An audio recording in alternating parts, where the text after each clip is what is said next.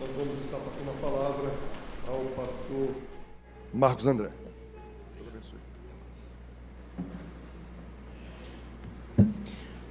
Boa noite, irmãos. Boa noite não, bom dia, né? Parece que eu gostei da noite. Eu quero cumprimentá-los com a graça e a paz do nosso Senhor e Salvador Jesus Cristo. Nesta manhã nós vamos tratar de um assunto importantíssimo para o sistema presbiteriano e que é exatamente sobre pacto, sobre aliança.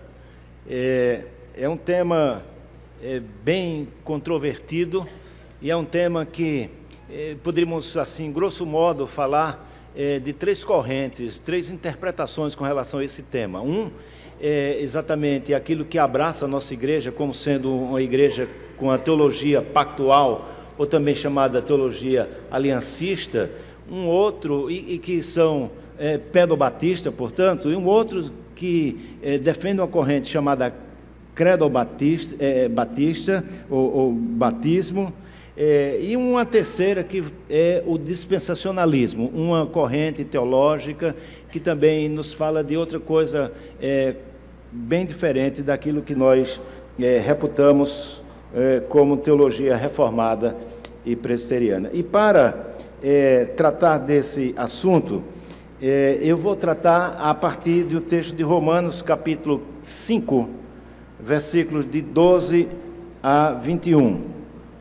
Romanos 5, de 12 a 21.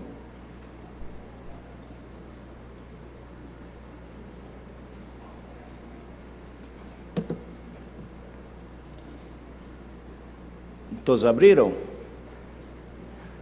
Ok, vamos, mais uma vez eu vou convidar vocês a ficar em pé, para que a gente leia esse texto de Romanos 5, de 12 a 21.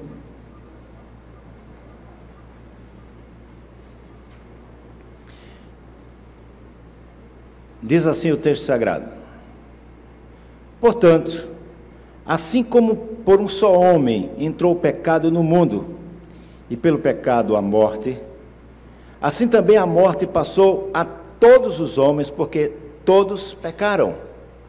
Porque até o regime da lei havia pecado no mundo, mas o pecado não é levado em conta quando não há lei.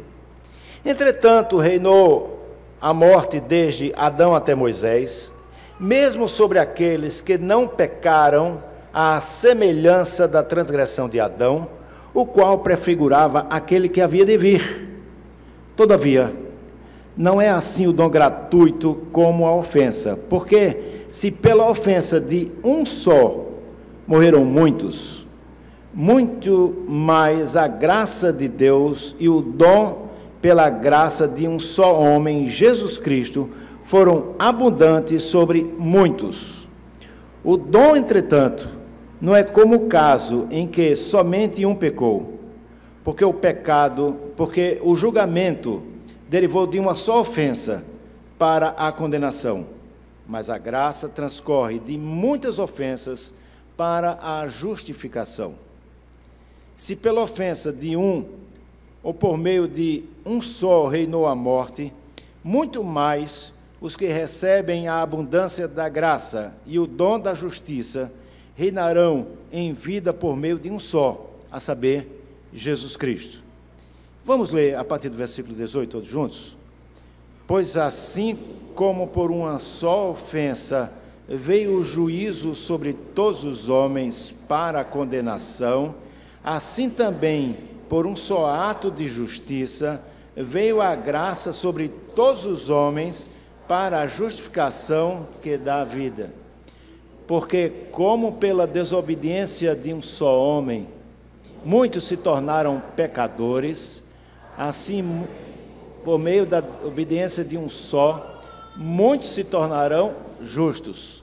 Sobreveio a lei para que avultasse a ofensa, mas onde abundou o pecado, superabundou a graça, a fim de que, como o pecado reinou pela morte, assim também reinasse a graça pela justiça para a vida eterna, mediante Jesus Cristo, o nosso Senhor.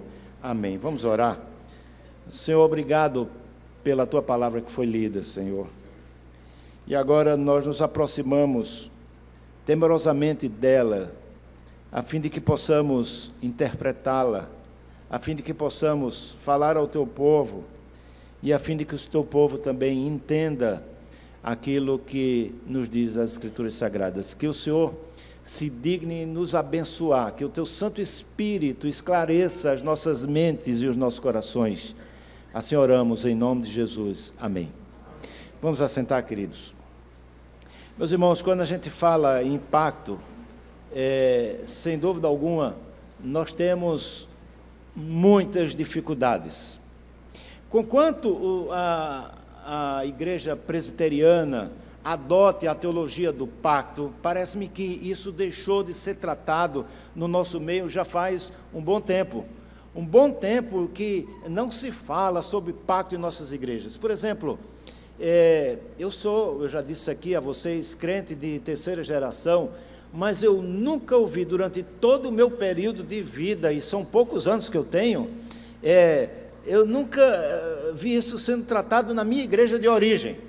Ou seja, não se expunha essa doutrina que ela é fundamental para todo o arcabouço doutrinário da Igreja Presbiteriana do Brasil. E eu sei que não é diferente em muitos lugares, e graças a Deus, há algum tempo isso tem sido resgatado. Eu mesmo, no meu período de seminário, e nós fomos contemporâneos, eu e o Vitor, no seminário, pouco se tratava sobre isso, não existia uma cadeira específica que nos falasse sobre essa teologia pactual, e isso então a gente tem, como que, passado um tempo de esquecimento, e que precisava, portanto, ser resgatado, e graças a Deus, isso tem sido resgatado na igreja. Você vai observar as publicações da editora Cultura Cristã, elas têm se multiplicado nesse assunto pacto.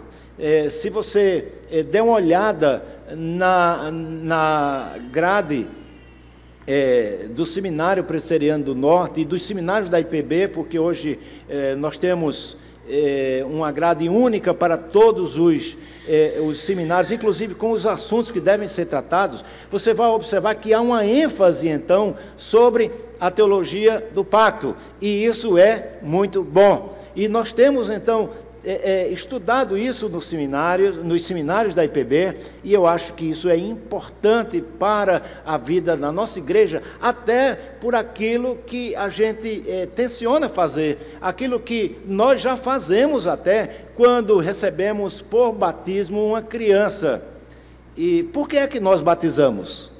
Então surgem perguntas importantes que precisam de fato ser entendidas. Então alguns vão dizer, olha, essa ideia do pacto é porque há uma nebulosidade, há uma mancha cinzenta aí, que a gente fica sem entender se há de fato uma continuidade do Antigo Testamento e do Novo Testamento com relação a isso, ou se há uma descontinuidade. A teologia da Igreja Presbiteriana do Brasil, a teologia pactual da da teologia reformada, ela aponta para uma continuidade dessa perspectiva pactual. Não há uma ruptura, como pensam, por exemplo, os dispensacionalistas, que vão dizer, olha, a igreja, na verdade, é um apêndice do plano inicial de Deus. E aí eles vão dividir a história da humanidade em dispensações, entendendo dispensações nessa perspectiva como sendo um período probatório, no qual Deus tinha um plano, e de repente o homem quebra esse plano, e é como se Deus puxasse da manga um plano B, um plano alternativo, e de novo ele peca e ele tira outro plano, um plano C, um plano D, um plano E, e por aí vai, até 7 dispensações. Então, como se fosse um período de probatório, no qual a humanidade estava sendo testada. Obviamente que nós não aceitamos assim, Mas isso acontece, meus queridos irmãos, exatamente por conta desta figura. Opa! Vocês estão vendo alguma coisa aí? Mas aí existe uma figura, tem uma mancha ali, é porque a claridade não deixa para ver, mas tem uma mancha, isso é um ambiente. Talvez você veja ali uma mancha no chão, como um tapete ou uma marca, cadeiras, mas você não vê nada. Então, é necessário, para que a gente possa enxergar isso, que algo seja feito. E esse algo que vai ser feito é exatamente acionar um interruptor. Nós precisaremos fazer isso, porque aquilo que estava latente no Antigo Testamento, no Novo Testamento, torna-se patente. Aquilo que era usado como tipo no Antigo Testamento, agora você vai ter a consolidação disso. Aquilo que era sombra, você agora vai ver a figura, a clareza. Isso é o que se dá através dessa chamada revelação bíblica, que, como nós já vimos, ela é orgânica e ela é progressiva. Ou seja, Deus não revelou inteiramente a sua vontade completa ao homem lá em Gênesis, mas ele vai fazer isso progressivamente. Então a teologia reformada vai dizer que essa progressividade da revelação ela se dá com o objetivo de que Deus mostre a existência de um pacto entre Deus e o seu povo. Então Deus tem um povo, e como mostra a fórmula do pacto, escrita em diversas partes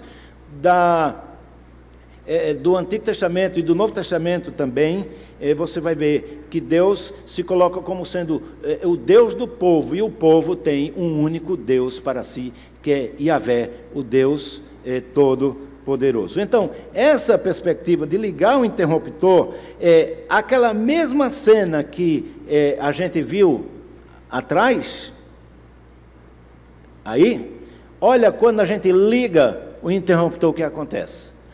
Há uma clareza.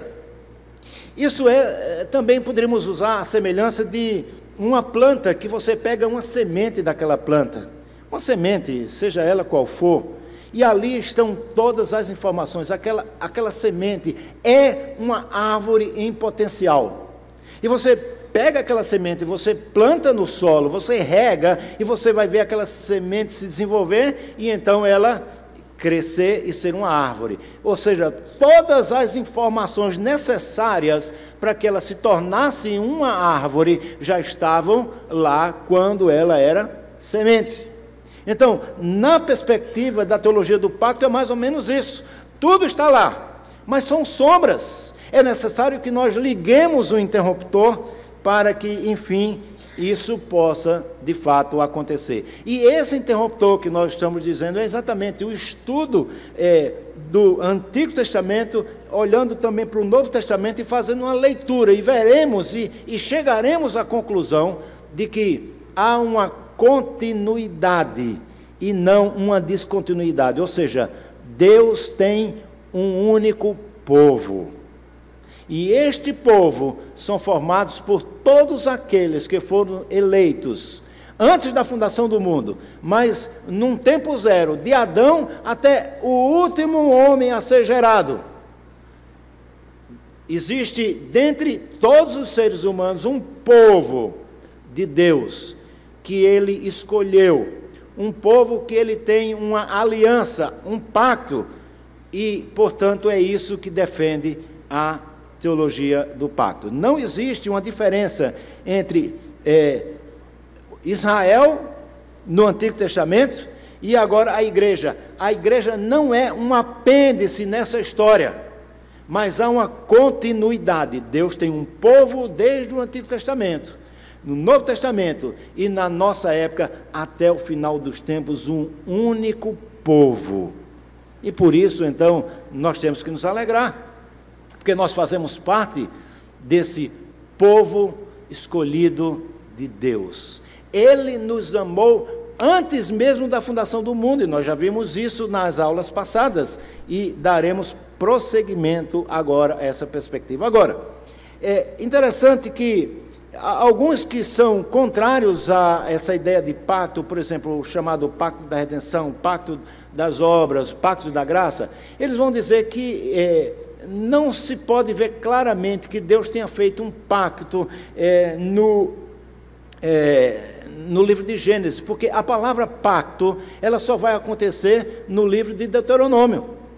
Mas nós podemos verificar que nessa perspectiva, meus queridos irmãos, podemos ver que há elementos do pacto lá no livro de Gênesis, que isso fica muito claro, apontando para um chamado pacto das obras, que nós vamos destrinchar aqui daqui a alguns instantes. Mas podemos pensar que para que exista um pacto, é necessário que existam partes contratantes, ou seja, partes que existem, que fazem um contrato entre si. Essa parte é exatamente Deus e o seu povo.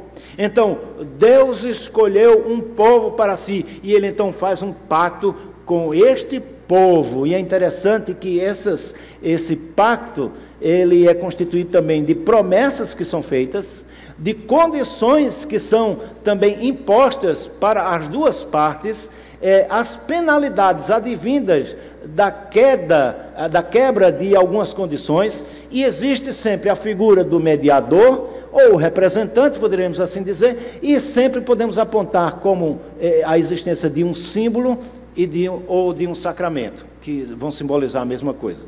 Então, esses elementos do pacto, nós podemos ver que eles estão presentes no pacto das obras. Nós podemos ver que eles estão presentes também no pacto da graça e, sem dúvida alguma, eles estão presentes de alguma forma no chamado pacto da redenção, para que nós possamos então ter, por fim, essa ideia de pacto. Então, eu quero continuar essa exposição dizendo o seguinte: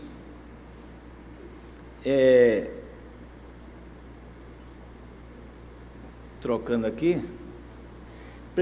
Quando a gente fala em teologia do pacto, isso nós já citamos aqui, esta é uma característica da teologia presbiteriana. Nós somos adeptos da teologia pactual. É interessante como não pode existir, não permanecem juntas a ideia de não entendemos o pacto, não entendemos que vivemos em uma relação pactual, e a teologia presbiteriana, certo? E a teologia reformada. Então, essa é uma característica.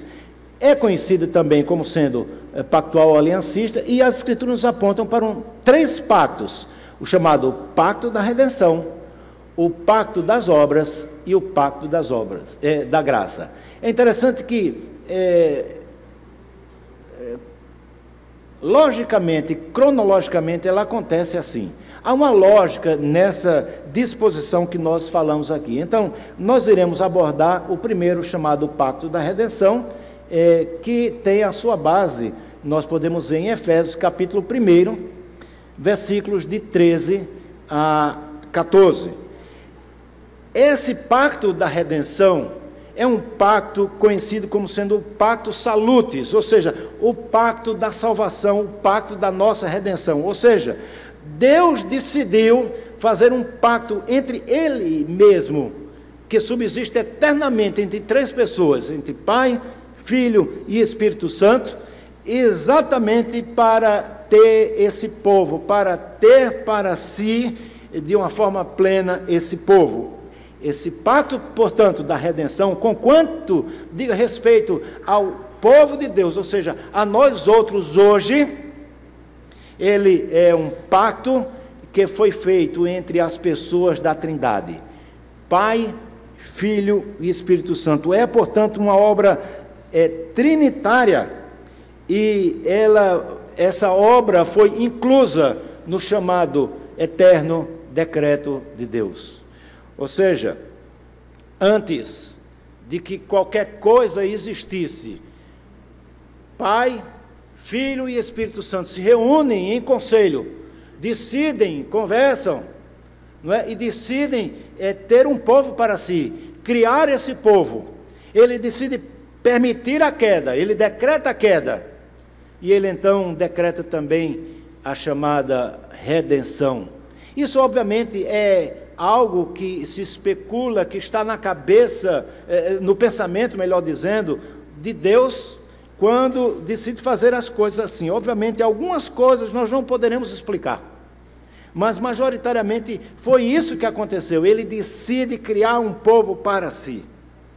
E o texto que define muito bem isso é o texto de Efésios 1, de 13 a 14, no qual nós podemos encontrar aqui o decreto divino, e não somente o decreto divino, mas a ação de cada pessoa da Trindade, para que, por fim, esse objetivo de Deus, esse telos, esse objetivo, esse propósito de Deus, fosse, por fim, alcançado. Então, eu convido você agora, marca esse texto de Romanos, capítulo 5, e vira algumas páginas, aí vai para Efésios, capítulo 1,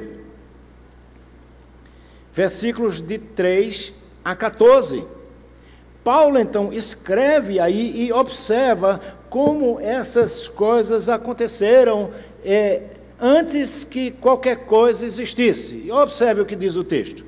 Bendito o Deus e Pai do nosso Senhor Jesus Cristo, que nos tem abençoado com toda sorte de bênção espiritual nas regiões celestiais em Cristo, assim como nos escolheu nele, quando? Antes da fundação do mundo, para sermos santos e irrepreensíveis perante ele.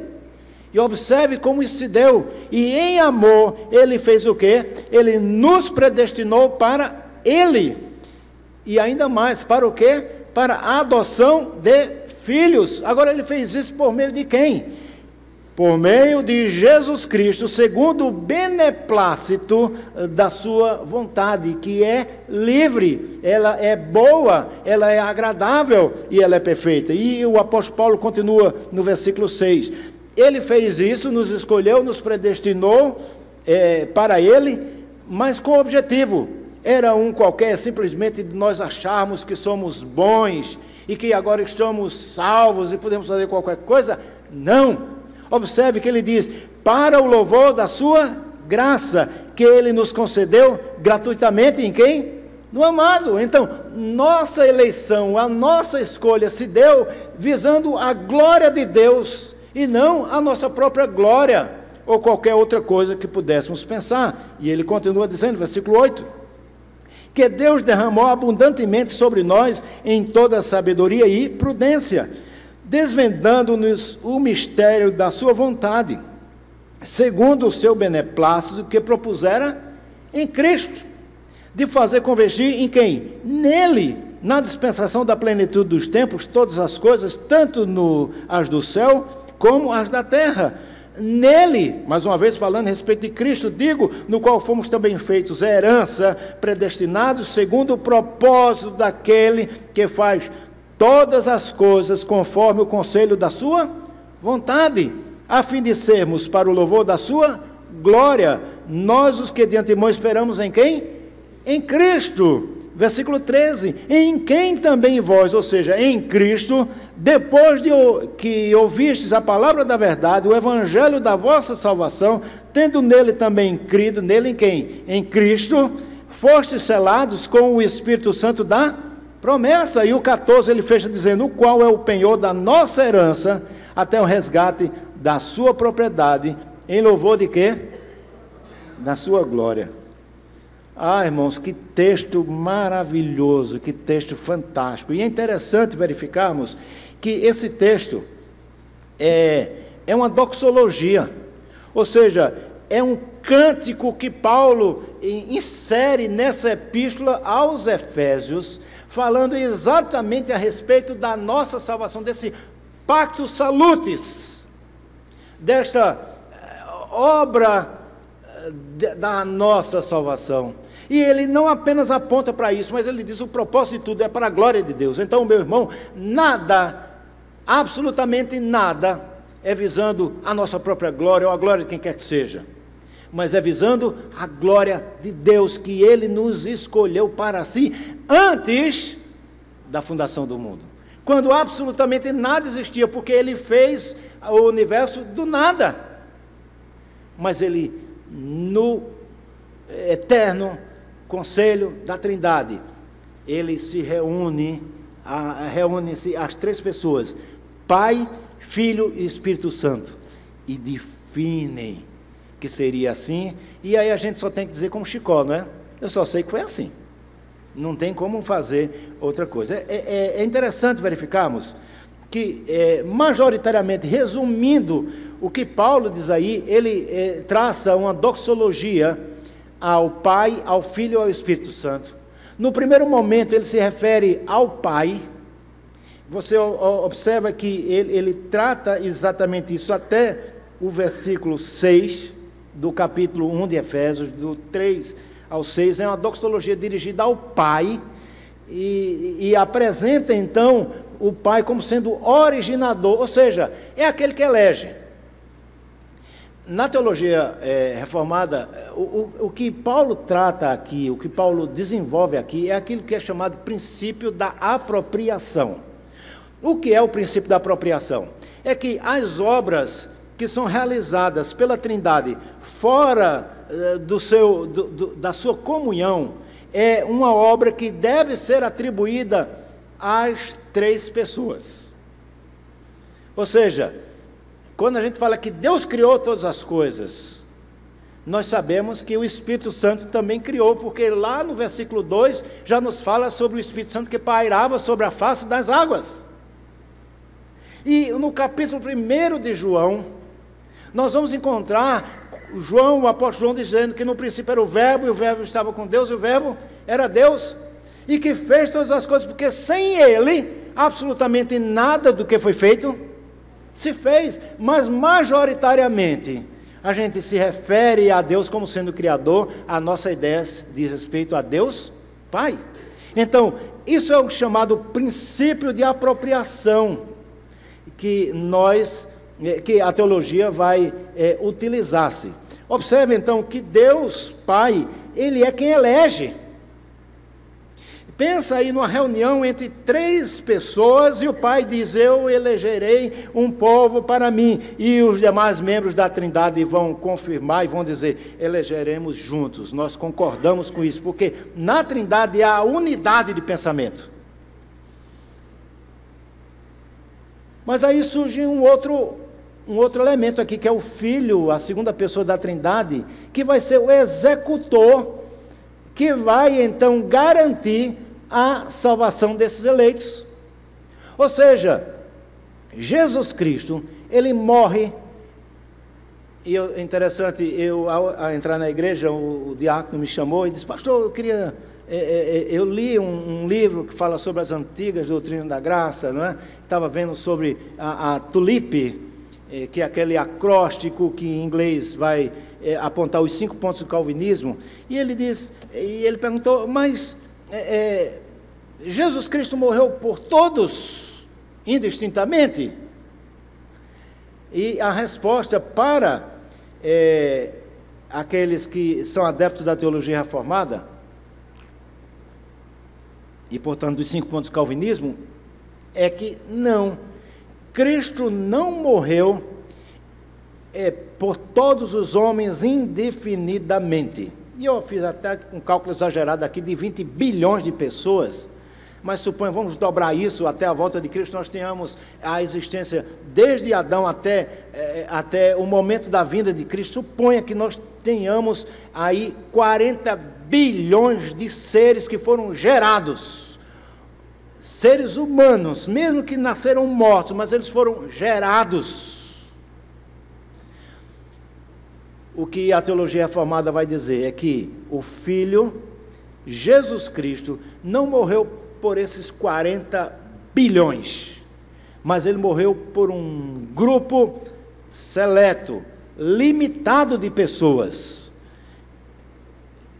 Por quê? Porque se Ele tivesse morrido por todos, conforme nós cremos no poder de Deus e no sangue de Cristo, todos os 40 bilhões, eles seriam salvos. Ou a gente cai em um extremo de dizer que não existe inferno, e a gente sabe que existe inferno, porque a Bíblia fala de 2 caminhos, Um que é estreito, é o caminho da salvação, e outro que é largo e espaçoso, e são muitos que vão por eles. Ou nós vamos crer numa doutrina esdrúxula chamada universalismo, que diz que todos se salvarão a despeito daquilo que fizerem. Então poderíamos dizer: comamos e bebamos, que amanhã morreremos, mas no final Deus é Pai, Ele não é padrasto, e todos nós nos salvaremos. Mas não é assim.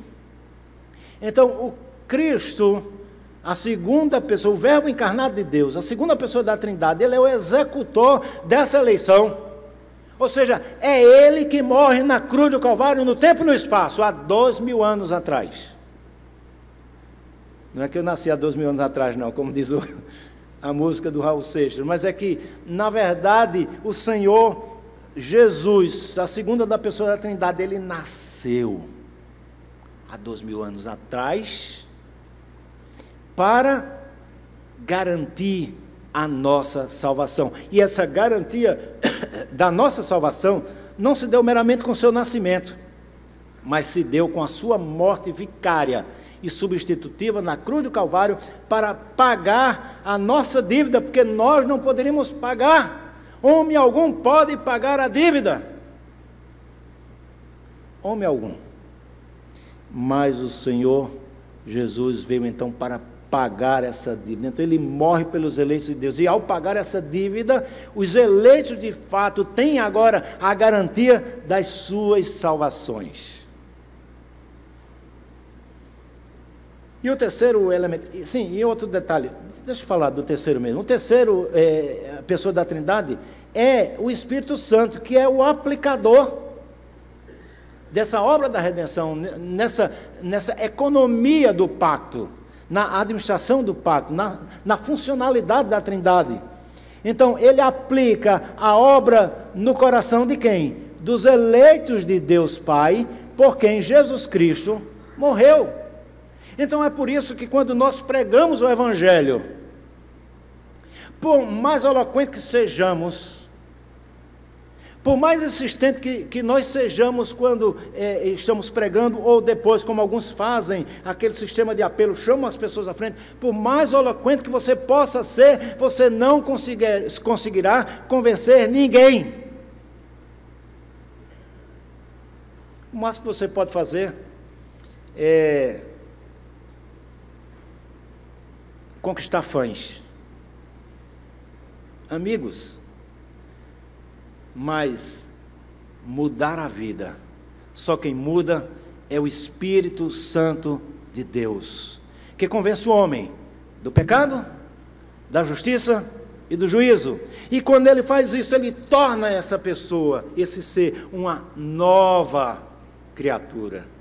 Então aí a Trindade funciona desta forma: o Pai elege, o Filho morre, o Espírito Santo aplica a obra da redenção. Mas como eu disse a vocês, há o princípio da apropriação aí. O Pai elege, mas o Filho também participa dessa eleição, e o Espírito Santo também participa dessa eleição. O Espírito Santo convence o homem do pecado, da justiça e do juízo, e isso pode ser atribuído também ao Pai e pode ser atribuído ao Filho. Por quê? Porque o Filho, a obra do Espírito Santo é a continuidade da obra de Cristo. Basta você verificar o que Lucas, o cronista Lucas, escreve na abertura de Lucas. Ele diz: Teófilo, eu escrevi a vocês já no início as obras que o Senhor Jesus fazia, e agora eu continuarei descrevendo as obras que ele fazia. Então, é algo interessante de nós verificarmos esse princípio da apropriação. Porém, há uma exceção, é que quem morreu na cruz do Calvário não foi o Pai. Quem morreu na cruz do Calvário não foi o Espírito Santo, mas quem morreu na cruz do Calvário foi o Filho. O Filho, o amado Filho de Deus.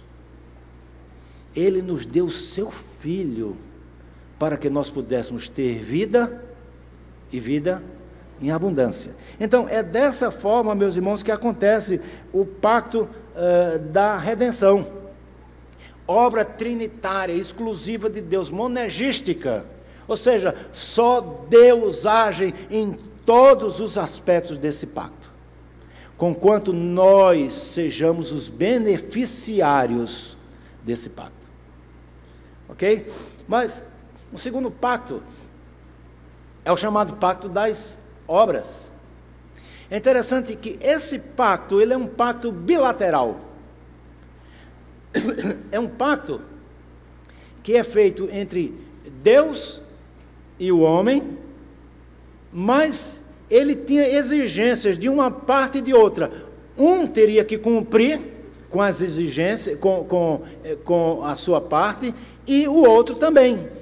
Ou seja, Deus daria a vida àquele homem, ele vivia numa excelente qualidade, mas o homem teria que cumprir alguns requisitos, algumas condições, para que ele pudesse continuar daquela forma. Então, isso é o pacto bilateral. É um pacto feito entre Deus e agora Adão. E interessante, que ele havia necessidade de obediência.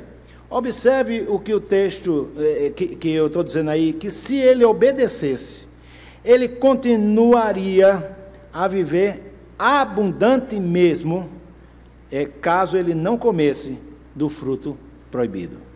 O que eu quero dizer com isso é o seguinte: há discussões com relação a isso. Adão tinha a vida eterna? Alguns perguntavam, antes do pecado? E a resposta parece óbvia, mas há muitas confusões com relação a isso. E é óbvio que ele não tinha a vida eterna. Ele estava, assim, numa condição de vida eterna. Ele desfrutava, porque a vida eterna, conforme as Escrituras Sagradas nos dizem, não é meramente uma extensão, mas ela é também uma qualidade. É qualidade. Vida eterna, portanto, envolve essas duas dimensões, a extensão e a qualidade. Adão vivia uma qualidade de vida,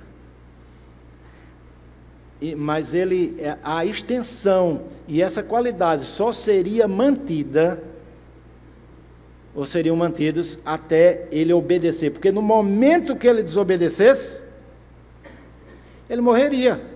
É exatamente o que está ali, olha. Se ele obedecesse, ele continuaria a viver abundantemente. Se desobedecesse, ele morreria.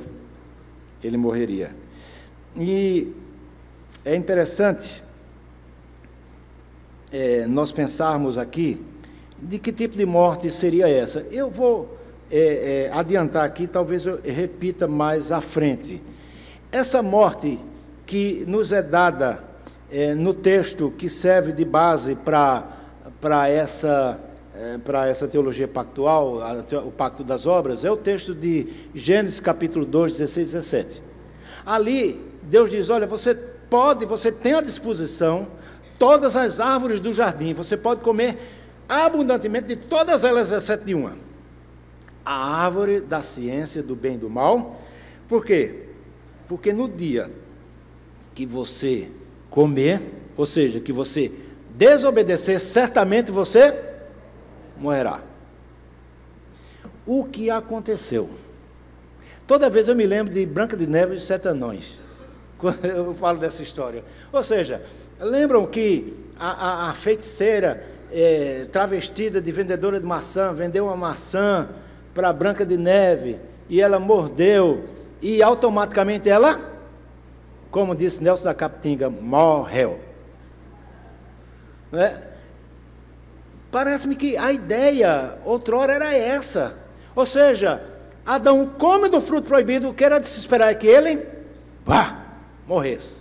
Discussões teológicas também acontecem nessa perspectiva. E quem tratou muito bem disso pela primeira vez foi Santo Agostinho, lá no século V, final do século IV, século V, quando ele vai dizer o seguinte, que esta morte envolvia 3 dimensões. Uma dimensão espiritual, e essa imediatamente Adão experimentou.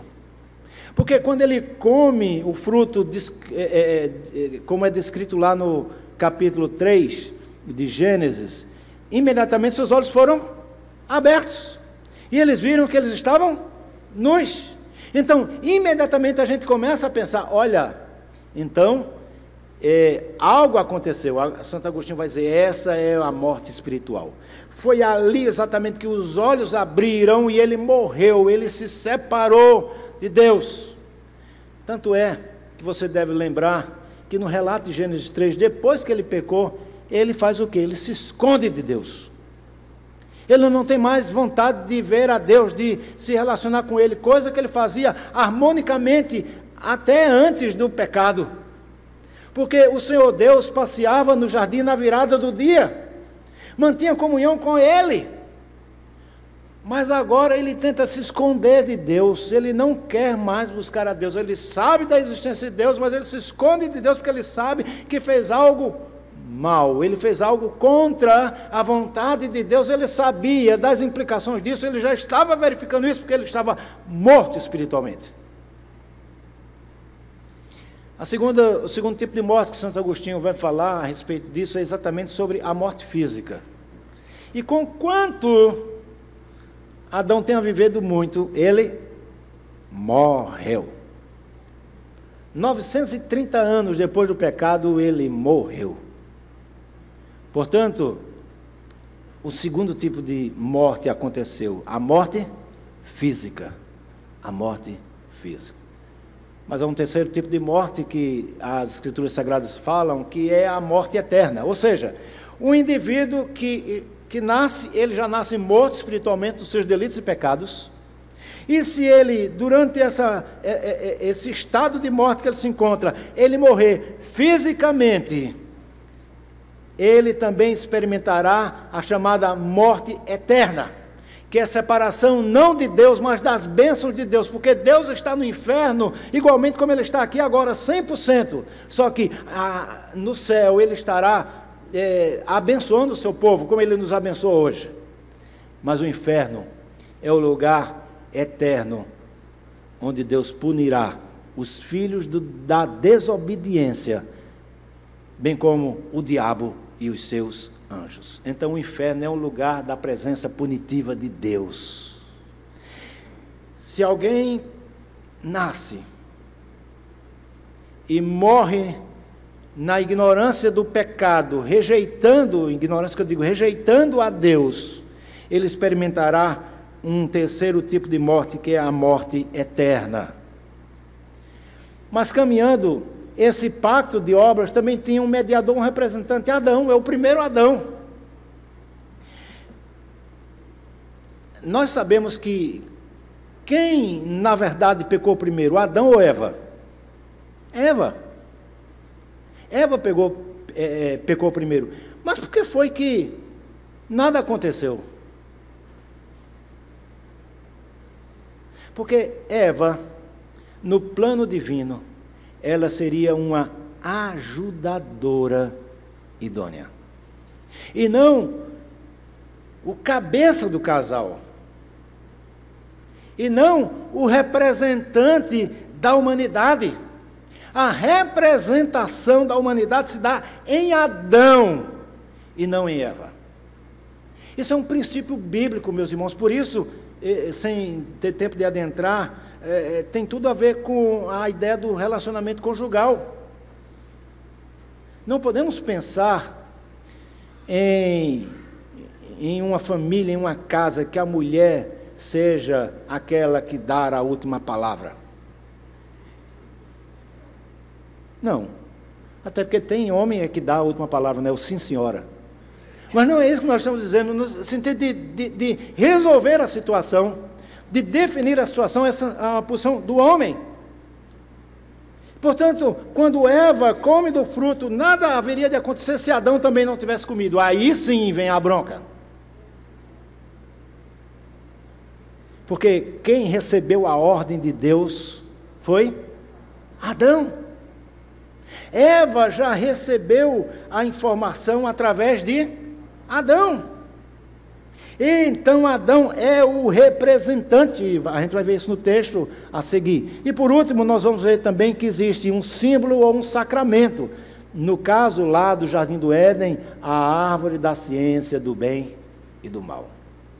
Mas observe, meus irmãos, a base para isso. A base bíblica é Gênesis capítulo 2, versículos 16 a 17. Olha, Deus diz a Adão: e o Senhor Deus lhe deu esta ordem: de toda árvore do jardim comerás, o quê? Livremente, mas da árvore do conhecimento do bem e do mal não comerás, porque no dia em que comeres, certamente morrerás. Aí eu quero trazer para vocês agora algumas implicações do pacto das obras. Em Adão todos pecaram. Ou seja, todos nós somos descendentes de Adão. Adão era o representante federal da raça. Então, se Adão pecou, todos os seus descendentes nascem sob a égide do pecado. Nascem mortos espiritualmente. Nascem inimigos de Deus. Todos, indistintamente.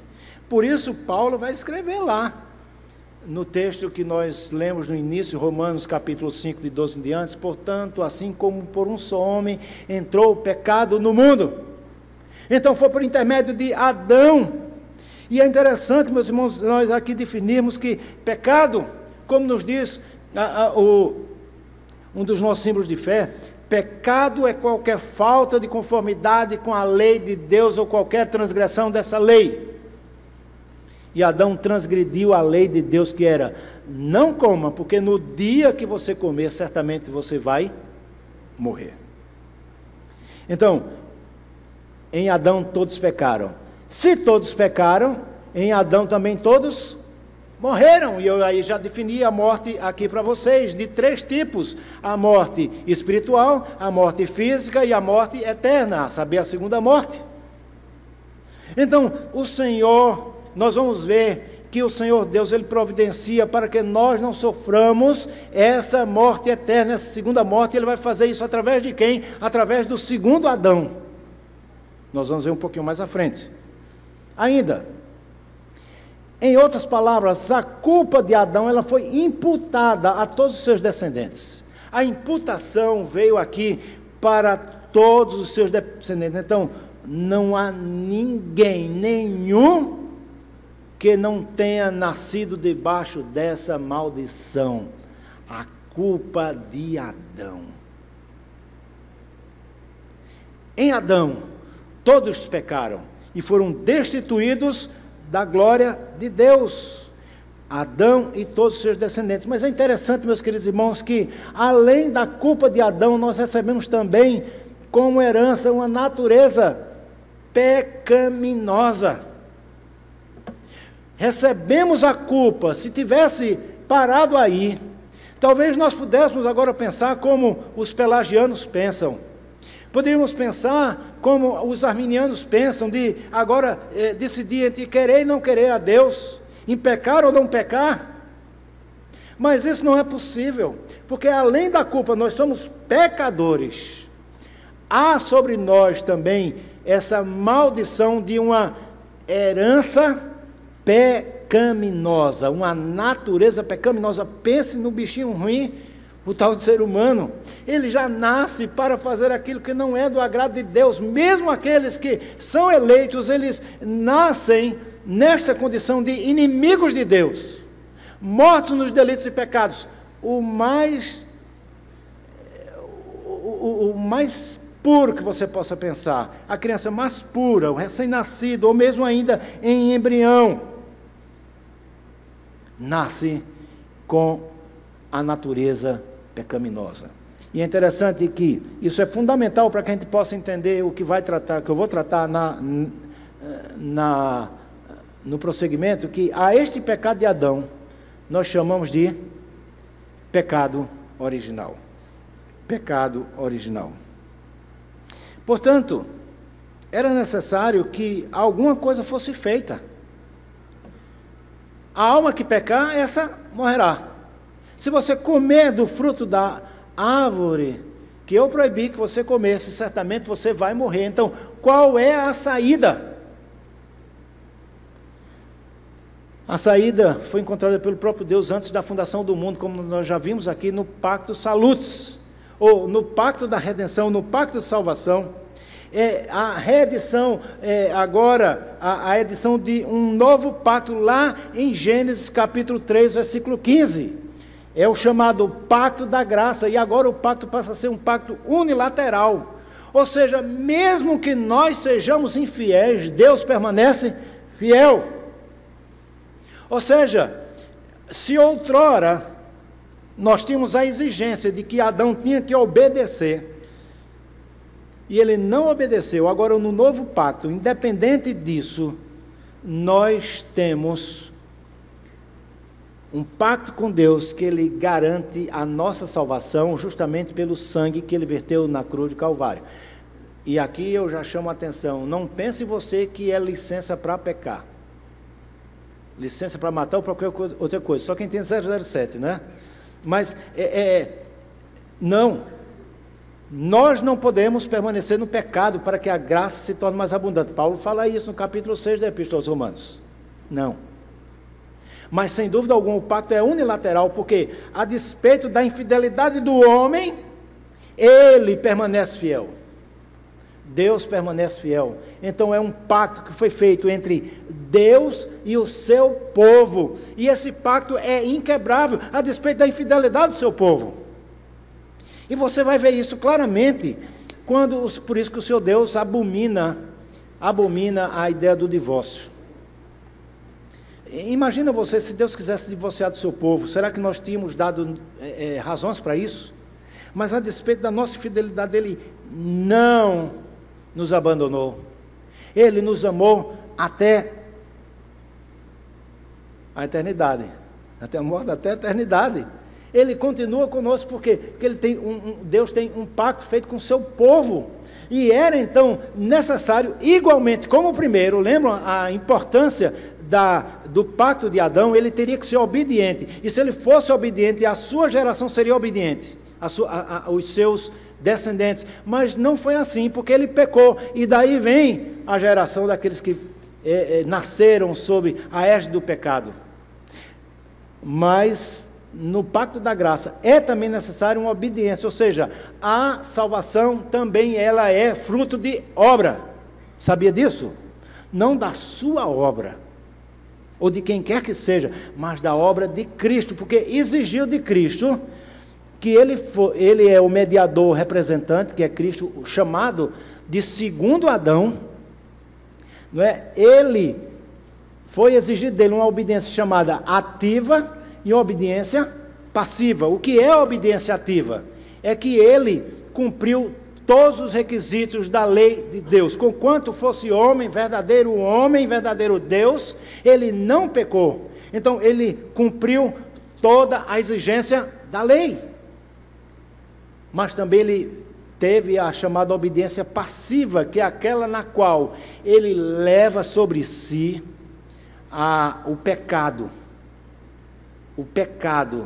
dos seus eleitos. Todos os nossos pecados, meus irmãos, foram lançados sobre Cristo. E eu não sei se eu já fiz aqui uma conta simples de alguém que comete 5 pecados por dia. Você pensa aí, alguém 5 vezes por dia, não é? Então ele peca, e se você pensar em um ano, quem tem calculadora aí para me ajudar? Quantos pecados ele vai cometer em um ano? Dá para alguém fazer? Parece que é 1825, alguma coisa dessa aí. E imagina aí alguém que viva 70 anos, vamos botar o limite aí de 70 anos. Sabe quantos pecados essa pessoa cometeu por 70 anos? Alguém achou aí o cálculo? Multiplica 1825 por 70, dá quanto? 127.750. Então, suponha que nós fôssemos tão bonzinhos que só pecássemos 5 vezes por dia. Suponha. Então, o que acontece? Cristo levou os meus 125.750 pecados, levou o seu, não só daqui, mas o pessoal, não só aqui da igreja, mas o pessoal de Recife, o pessoal de Pernambuco, o pessoal do Brasil, o pessoal do mundo, os eleitos. Observe então que o Senhor Jesus obedeceu carregando sobre si esses pecados. E ele então, na cruz do Calvário, ele morre pelos nossos pecados. E ali o Senhor Deus derrama intensivamente a sua ira sobre ele. O castigo que nos traz a paz estava sobre ele. Então nós recebemos, Jesus recebeu o castigo de, suponha que todo mundo fosse bonzinho, de 127.750 vezes X, número de eleitos. Ele recebeu o castigo ali na cruz do Calvário, recebendo a ira de Deus intensivamente, que seria derramado por todos os eleitos de Deus, extensivamente durante a eternidade, então sem fim. Dá para perceber a agonia do Senhor. Por isso, aquele filme de Mel Gibson que fala sobre Jesus, ele não retrata o que foi o sofrimento de Cristo, que não só foi só físico, mas foi o sofrimento espiritual, de receber a ira de Deus pelos pecados do povo durante toda a eternidade. Obediência passiva. E aí o que é que nós vamos ter como símbolo nesse pacto da graça? O símbolo ou sacramento? Circuncisão e Santa Ceia. No pacto das obras, o sacramento era a árvore. Por isso que, quando Deus mitiga a pena, porque como eu já falei para vocês, a ideia era de que imediatamente acontecesse a morte na sua plenitude, mas Deus vai mitigar a pena entre a serpente, a mulher, o homem e a terra. Ele distribui a pena, e aquilo que seria feito de uma vez, ele mitiga, ele distribui essa pena. Então, uma das coisas que Deus fez foi expulsá-los do paraíso, para que eles não mais comessem de um outro fruto que tinha lá, que era a árvore da vida, que volta a aparecer lá em Apocalipse, lá na Nova Jerusalém. Vocês devem estar lembrados dessa relação. Então, o que é que acontece? O Senhor Deus expulsa o casal do Jardim do Éden. E é interessante, por que foi que ele expulsou para que ele não comesse daquele fruto e viva? Há pelo menos duas grandes correntes. Uma é que diz o seguinte, que se ele comesse naquele estado, ele continuaria agora sem remédio para si mesmo, porque ele continuaria pecando contra Deus. Essa é uma corrente minoritária, porque majoritariamente os reformados vão dizer que aquela árvore era um sacramento, era um símbolo da vida, e que, portanto, se ele agora estava separado de Deus, se ele estava morto dos seus delitos e pecados, esse fruto não poderia ser comido. Por isso também, a gente no momento em que disciplinamos alguém na igreja, essa pessoa é afastada de um privilégio que é participar da ceia do Senhor. Percebem as ligações? Há uma continuidade do pacto das obras, do pacto da graça, melhor dizendo, até os nossos dias, porque nós agora celebramos a ceia do Senhor. E a representação seria essa aqui, irmãos. Uma representação gráfica. O pacto da graça, ele começa em Gênesis 3,15. Então, aqui para nós, meus queridos irmãos, há uma continuidade. O povo de Deus é um só, do Gênesis ao final dos tempos. É um povo só. E esse é o pacto da graça. Então, até a antiga aliança, ou seja, depois de Adão, o próximo elemento, Noé, depois Abraão, reis, tudo aquilo ali, Moisés, eles já viviam no pacto da graça. Já viviam no pacto da graça. Porém, esse pacto da graça, ele apontava, ele tinha uma divisão dentro dele, que era a antiga aliança, que vai de Gênesis 3,15 até Gênesis 17, 9 e 10, quando o Senhor Deus institui a circuncisão para todo aquele que era povo de Deus, e uma nova aliança agora, que essa circuncisão, ela é transformada agora em um cálice que representa o sangue de Cristo, o cálice da nova aliança. Ah, meus queridos irmãos, isso é fantástico. Aí eu quero trabalhar ainda, eu tenho alguns minutos, esse pacto da graça, apresentando a base bíblica. Olha, Gênesis 3,15 é a promessa: porém inimizade entre ti e a mulher, entre a tua descendência e o seu descendente, este te ferirá a cabeça e tu lhe ferirás o calcanhar. Esta é a promessa do Messias, e conforme a teologia também vai dizer, esse texto é um texto escatológico, que vai apontar para o final de todas as coisas. A promessa, Jesus Cristo foi prometido em Gênesis 3,15, então a partir daqui, você vive no chamado pacto da graça, é graça de Deus já sendo derramada, e observe o cumprimento disso, Mateus 1,21, ela dará à luz a um filho, e lhe porás o nome de Jesus. Por quê? Porque ele salvará o seu povo dos pecados de quem? Deles. Algo de fato fantástico, meus irmãos, que nós precisamos vibrar com isso. Isso é teologia pactual. E ainda mais,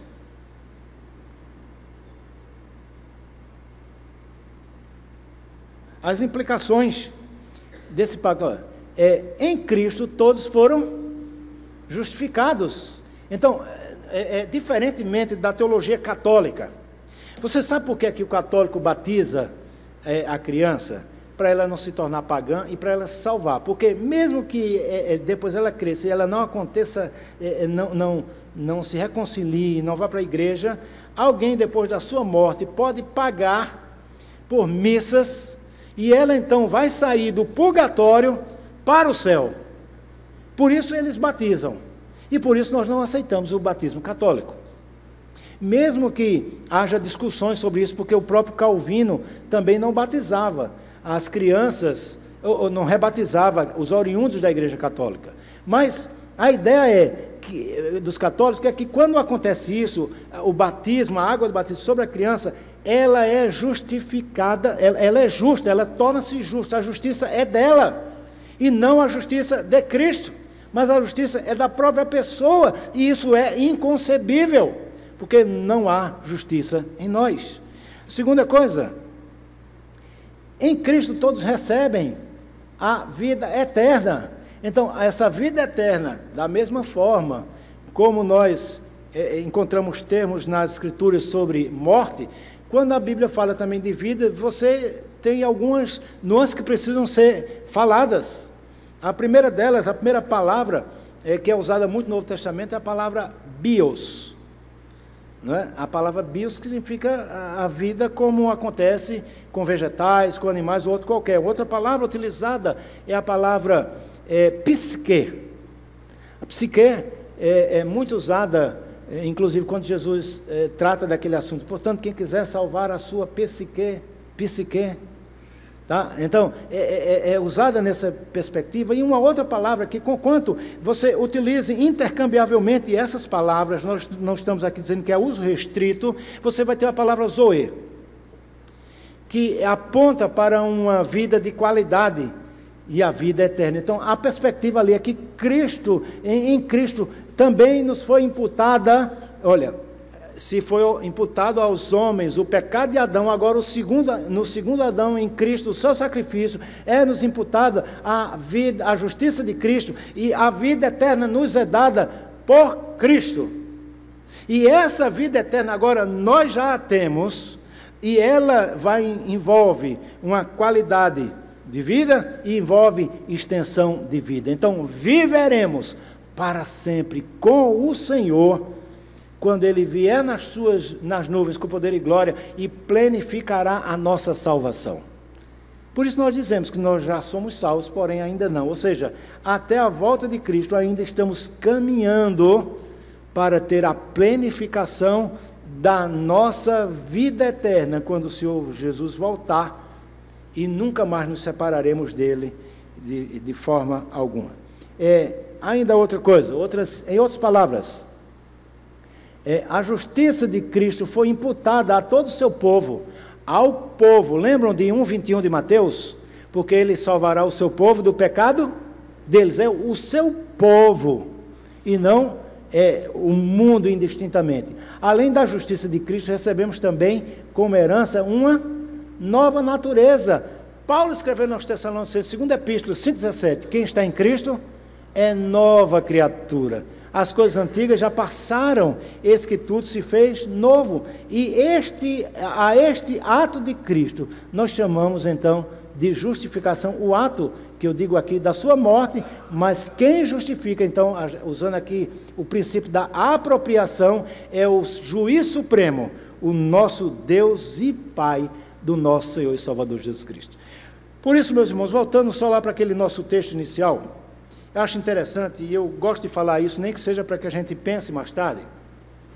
Quando Paulo inicia a sessão que vai do versículo 12 até o 21, e ele vai dizer, portanto, ele vai fazer uma ligação com aquilo que ele vinha tratando, os versículos de 1 a 11 do capítulo 5, quando ele fala sobre justificação pela fé, e ele vai dizer, portanto, assim como por um só homem entrou o pecado no mundo, e pelo pecado a morte, e assim também a morte passou a todos os homens, porque todos pecaram. E aí ele vai dizer, porque até o regime da lei não havia pecado no mundo. Desculpa, porque até o regime da lei havia pecado no mundo, mas o pecado não é levado em conta quando não há lei. Entretanto, reinou a morte desde Adão até Moisés, mesmo sobre os filhos, mesmo sobre aqueles que não pecaram, à semelhança da transgressão de Adão, o qual prefigurava aquele que havia de vir. Isso aqui que Paulo está tratando é sobre o pecado original. Mas ele vai fazer uma diferença daquele período da graça que nós mostramos ali, entre Adão e a lei que foi dada no Sinai. Já existia pecado. O povo pecava porque eles eram descendentes de Adão. Caim matou Abel. Nós vamos ver depois que Lameque era um homem violento e ele tinha muitas mulheres, a poligamia foi instituída. Nós vamos ver todos os problemas existentes naquele povo, a Torre de Babel, o povo querendo ser igual a Deus, e tantos outros, os pecados vão acontecendo, se acumulando, mas eles não poderiam ser acusados por aquele pecado, conquanto a lei de Deus já estava gravada nos seus corações. Mas a lei não estava regulamentada. Então alguém poderia dizer, como eu vou ser condenado se não existir a lei? Romanos capítulo 1 vai nos falar sobre isso, né? E alguém me perguntou isso a semana passada. Então aqueles que pecaram sem lei serão julgados nessa perspectiva. Nós apontamos para o fato de que essas pessoas serão julgadas sim pelo pecado original, pelo pecado de Adão, que torna-os indesculpáveis diante de Deus. Isso me vem à mente o seguinte, eu sou um pouquinho antigo e ainda alcancei o tempo em que carro não tinha cinto de segurança de 3 pontos. Acho que alguns aqui, como a Vaniel, meu amigo, experimentaram isso, né? O carro já vinha lá com um cinto e ninguém usava aquele negócio de 2 pontos. Depois passou um cinto de 3 pontos e ninguém usava aquele negócio, porque não existia lei. Mas, se eu não me engano, entre os anos, metade do ano 80, início dos anos, metade dos anos 90, foi baixada uma lei de que o cinto de segurança era obrigatório. Regulamentou-se uma lei que já existia. Portanto, é semelhante àquilo que acontecia no passado. Até a lei ser dada, não existia a lei, mas o pecado existia, se desagradava a Deus. Mas alguém poderia dizer, mas não existe lei para me condenar. Então Paulo escreve dizendo, não pode não existir a lei, embora vocês pecassem da mesma forma, mesmo no pecado que não fosse Adão, mas vocês são responsáveis pelo pecado de Adão.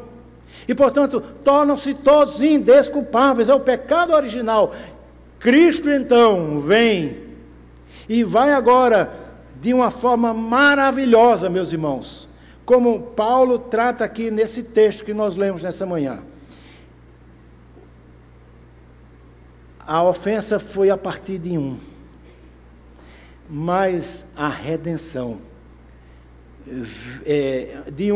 a ofensa veio de um, no qual todos os outros caíram nele, mas a nossa salvação vem de um, e os eleitos de Deus têm sobre si o perdão dos pecados, eles são justificados pela falta de Adão e também pelos seus 127.750 pecados.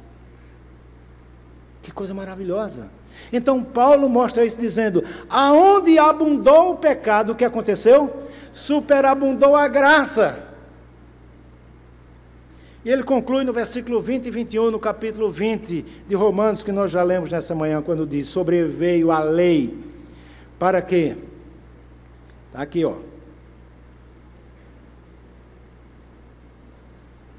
Sobreveio a lei para que avultasse a ofensa, mas aonde abundou o pecado, superabundou a graça, a fim de que, como o pecado reinou pela morte, assim também reinasse a graça pela justiça, para a vida eterna, mediante quem? Jesus Cristo, o nosso Senhor. Aleluia. Portanto, não há condenação mais sobre nós.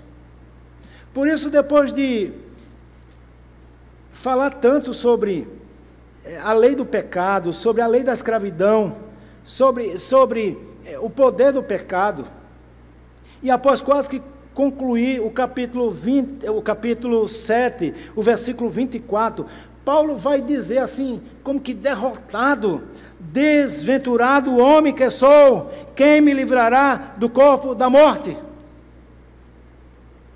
Melancólico esse final, mas ele tem um sinal, um início apoteótico do capítulo 8, dessa mesma epístola, quando Paulo diz assim, agora pois, nenhuma condenação há para aqueles que estão em Cristo Jesus. Então nós temos aqui nos alegrar, meus irmãos, porque em Cristo, por intermédio de Cristo e para Cristo, nós fomos salvos dos nossos pecados. Ah, queridos, isso tem implicação completa para as nossas vidas. Nós não vivemos mais desesperadamente como alguns, ou como a maioria por aí vive. Por exemplo, há um pensador, filósofo, teólogo russo, está na moda citá-lo, Dostoiévski, quando ele vai dizer que no coração do homem tem um vazio do tamanho de Deus. As pessoas buscam então algo para preencher o vazio do coração e elas não conseguem, porque só quem pode preencher esse vazio é Deus. E portanto, nós tivemos esse vazio preenchido por Cristo Jesus quando entrou na nossa vida. Por isso nós somos alegres.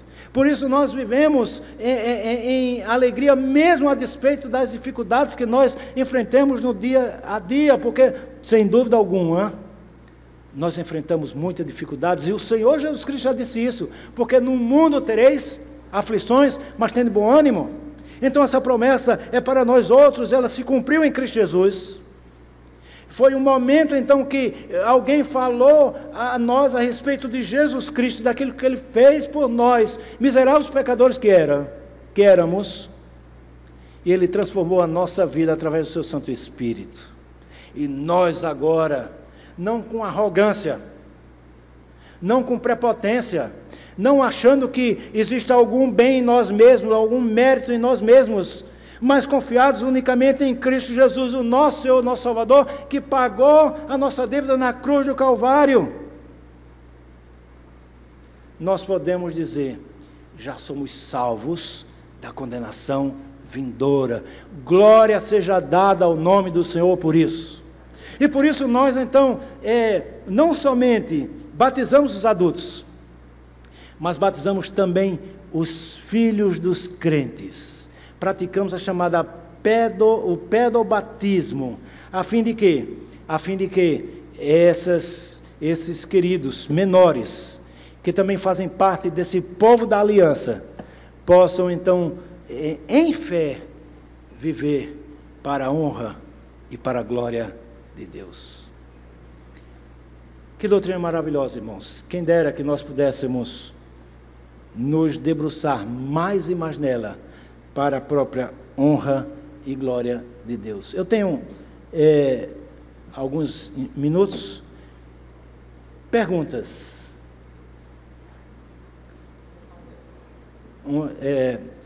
Dá para usar aqui um microfone? Pode ser?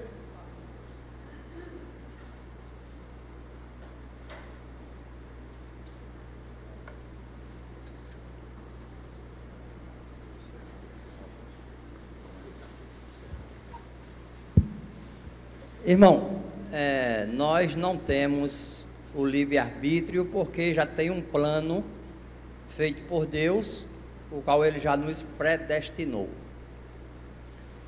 Quando Ele disse a Adão que não comesse do fruto, porque certamente morreria, coube a Adão nesse momento o arbítrio do próprio Adão? Essas discussões são difíceis de ser travadas. Talvez fosse interessante que nós pudéssemos definir arbítrio, sim. Vamos pensar no que qualifica, no adjetivo para esse arbítrio, que é o livre. Tá?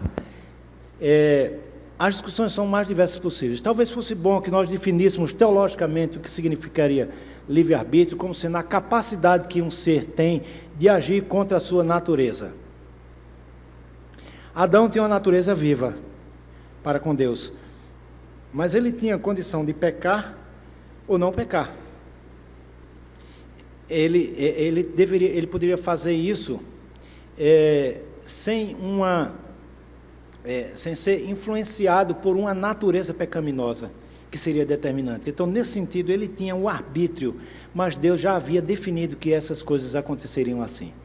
Então, fica difícil de você definir a linha tênue que vai separar a soberania de Deus da responsabilidade humana. Mas, sem dúvida alguma, ele podia escolher pecar ou não pecar. Por quê? Porque ele não tinha uma natureza pecaminosa que o levaria só para o pecado, como acontece hoje. Porque a natureza humana hoje, ela só tende para um lado. É como um carro, né, com um pneu furado. Ele vai levar sempre para um lado, ou para a direita ou para a esquerda, né? A nossa natureza pecaminosa. Então, ele poderia não ter ido para a direita ou para a esquerda, ele tinha os 4 pneus cheios, vamos usar essa analogia. Então, ele poderia, sim, mas ele levou com os 4 pneus cheios para a direita ou para a esquerda, porque Deus já havia determinado que assim o seria. Tá certo? Não sei se... Entendam livre-arbítrio como sendo a capacidade que um ser tem de agir contra a sua natureza. Ele tinha uma natureza viva, mas ele agiu contra ela e levou-a à morte. Ok? Mais alguém? Tem aqui uma irmãzinha que pediu lá atrás, pela ordem.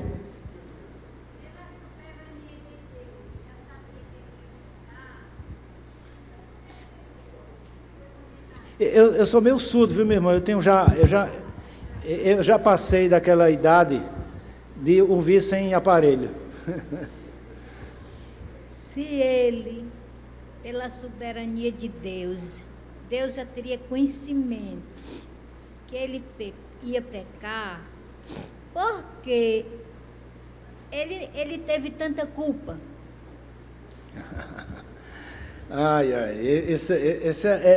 São as discussões. As discussões com relação a isso é chamado de teodiceia. Às vezes nós tentamos, isso foi uma expressão utilizada por Leibniz, um filósofo, matemático e físico lá atrás. Às vezes nós queremos explicar a Deus, né? Queremos justificar a Deus. Deus não precisa que nós o justifiquemos. Ele não precisa de advogados, tá certo? Mas, na verdade, essa ideia, Deus é tão perfeito que as coisas, elas coexistem. A soberania de Deus, mas existe também a responsabilidade humana. E eu acho que eu já falei isso aqui. Isso é semelhante a um avião. Alguém vai dizer o seguinte: um avião não pode voar só com uma asa. Para que ele voe, ele precisa das 2 asas. Então, está lá o avião no céu, decolando, né? Mas ele está com as 2 asas. Se você tirar uma, esse avião cai. Se você deixar aquela e tirar a outra, ele também cai. Então, não há negativas com relação a isso. Não há incompatibilidade, isso é uma aparente contradição, é aquilo que é chamado de paradoxo, que muitas vezes nós não conseguimos linguagem para explicá-los, mas não existe incompatibilidade entre a soberania de Deus, aquilo que Deus determina, e a responsabilidade humana, porque não é Deus que vem aqui e vai pegar na nossa mão, vai tirar um revólver do bolso e foi Deus que atirou. Não. Quem fez isso foi o homem, por sua própria vontade, tá certo? Conquanto aquilo já tivesse sido decretado por Deus. É um assunto que teríamos que ter mais tempo para lidar com isso, e trataríamos então num assunto da teologia que é chamado a origem do mal. Precisávamos desse espaço, desse tempo para discutir sobre isso, mas grosso modo é isso. Não existe incompatibilidade entre soberania de Deus e responsabilidade humana. As duas coisas acontecem, e o homem ele será responsabilizado porque foi ele quem fez. Aqui tinha alguém ali depois, eu acho. Obrigada. Eu queria ter uma noção, um esclarecimento. A criança que nasce e morre em seguida, seus primeiros anos de vida, inocente, não cometeu seus pecados mundanos, que morre com pecado original. Gostaria de saber se essa criança, ela teria salvação, no caso. Porque realmente ela não teve oportunidade, né, de vida para cometer os seus pecados aqui na Terra. Mas ela nasceu com pecado original. E em seguida, primeiros anos de vida, logo em seguida faleceu. Seria possível ela ter salvação? Ela é culpada, tá certo? Se ela nasceu morta, ela não vai ter, talvez, um ambiente que ela vai viver, não vai cometer os outros pecados, mas mesmo aquela criancinha, e às vezes eu gosto muito, a gente conversa com o Vitor gosta muito de falar isso, ele tem muita experiência aí, devido à quantidade de filhos que ele já tem, né? Eu não tive essa vontade toda, mas a gente já vê na criança ainda assim, tão pequenininha, ela já é má, né? Ela utiliza determinados artifícios, aquilo já é o pecado que ela está praticando dela. Menos danoso para aquela que já nasceu morta.